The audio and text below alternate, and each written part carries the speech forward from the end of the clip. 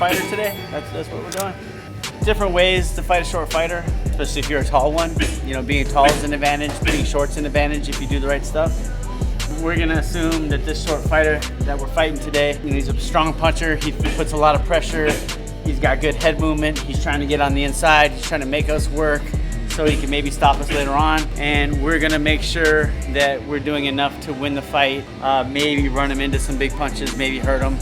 It's definitely awkward because they're not as big of a target. People aren't used to necessarily punching down. You don't see where the body shots are. You're not used to getting that far underneath to be able to find the body shot. So if you're not used to working with a shorter fighter, it can be difficult. So this is gonna be what to work on. First and most important is no matter what your opponent is doing, you're in charge of the distance. It doesn't matter if he's running at you, he's moving away, if he's going sideways, you're in charge of where you wanna be. And effectively, you want to be where you can hit him and he can't hit you. Unless if you're not looking to work, then create some space, move around, make him do all the work. But if you're looking to be first, you want to be in that range where you can hit him, but where he can't hit you. And one of the mistakes we make fighting a shorter guy is we start hitting him and then we forget about our distance and we think about just hitting him. And if we just hit him, all of a sudden they end up in their good distance where they can hit us. So if I take a step back, he wants to put pressure, he takes a step in, but he's not gonna step in past this range where he can effectively hit me and I really have to work hard in order to hit him, you know?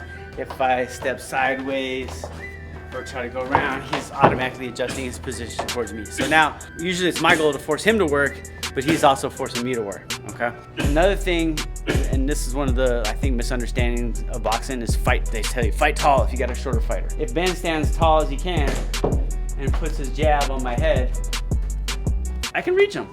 You know, it's tough, I can reach him. Now if he comes down to my level, even with my outstretched fingers, I have no chance of hitting him.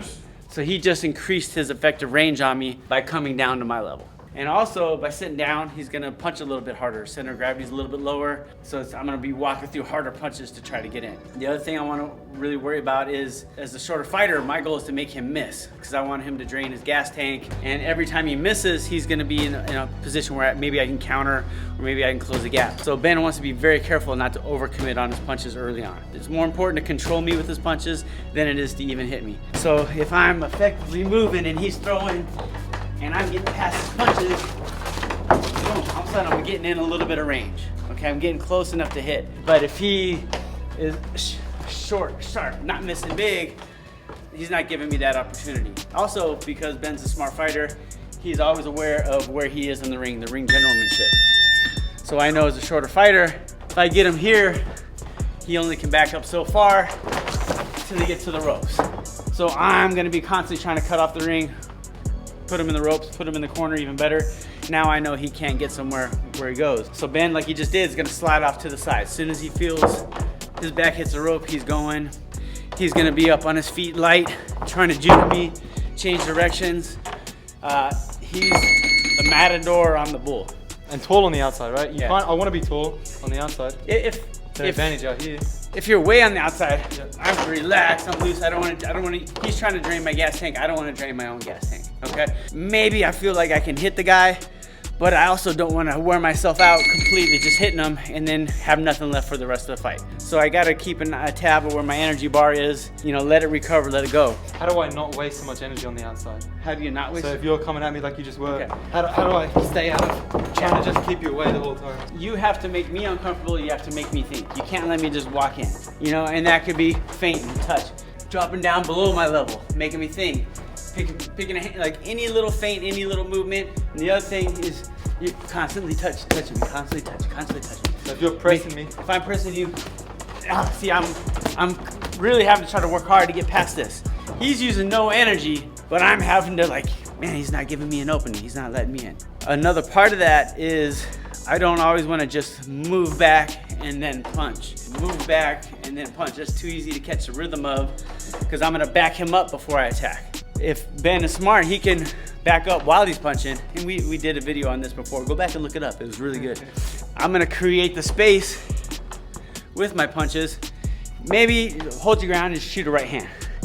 Boom. All right.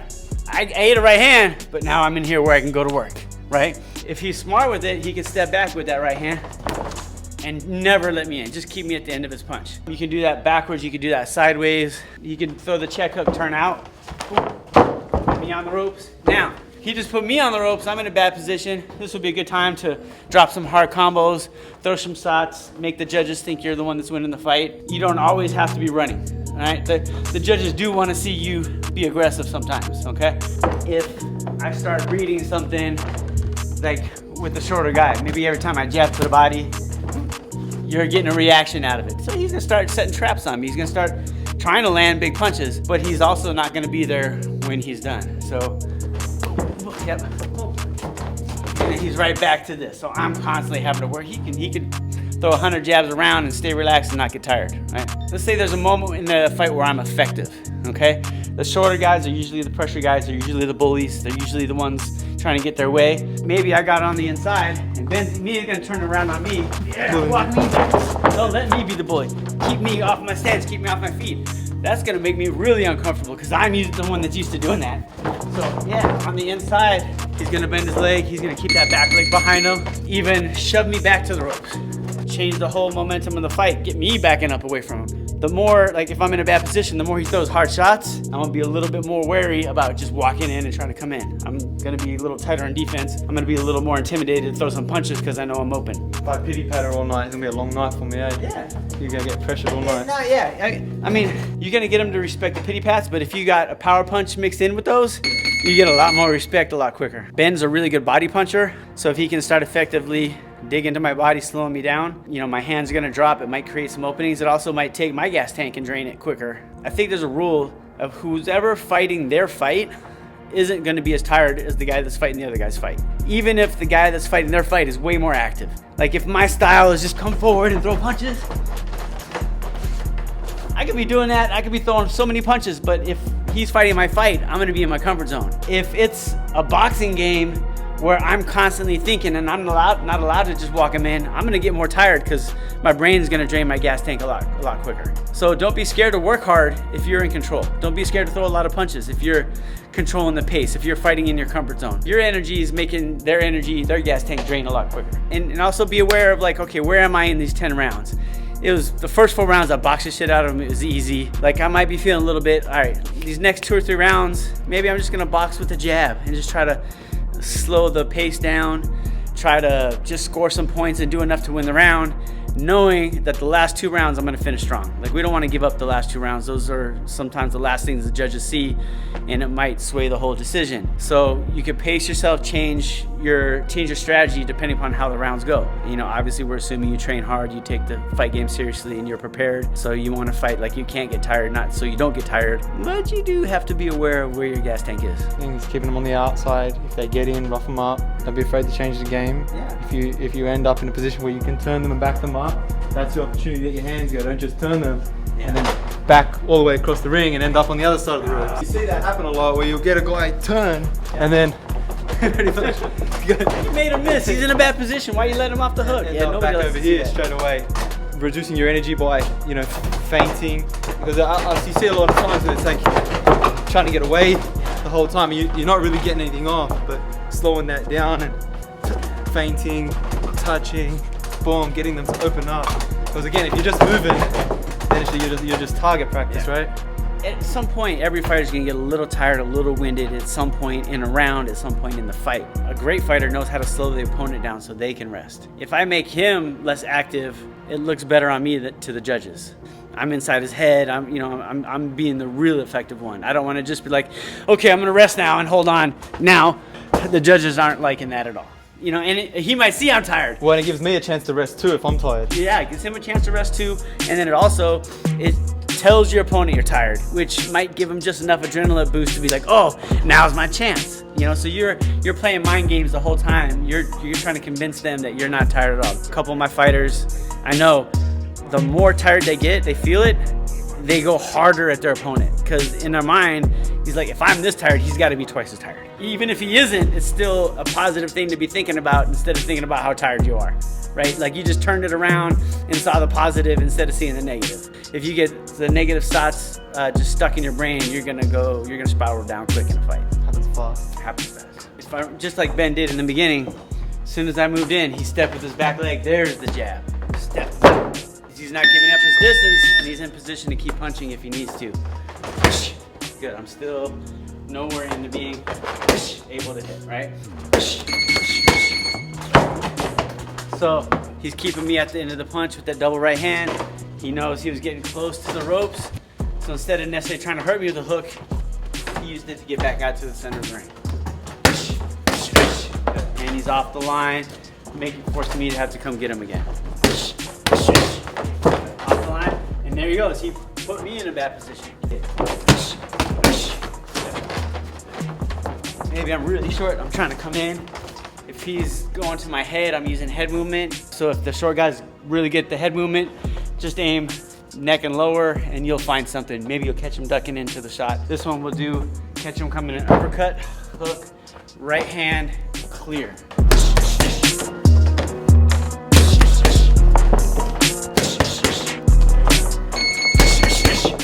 If you start finding their rhythm, be smart to start walking them into some big shots. Maybe Ben sees it every time he jabs, I'm trying to use my jab to close the gap on him.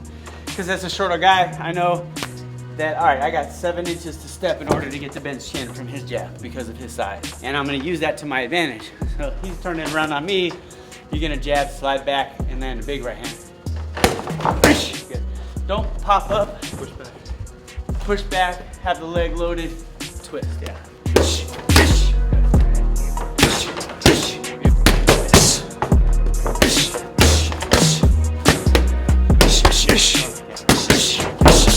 Good. Good. So, see, that's a good one right there. So a lot of times we finish with the hook, but if you finish with the one, it's a punch that creates space. Oh, right there, yeah. Do a short little turn, hard right.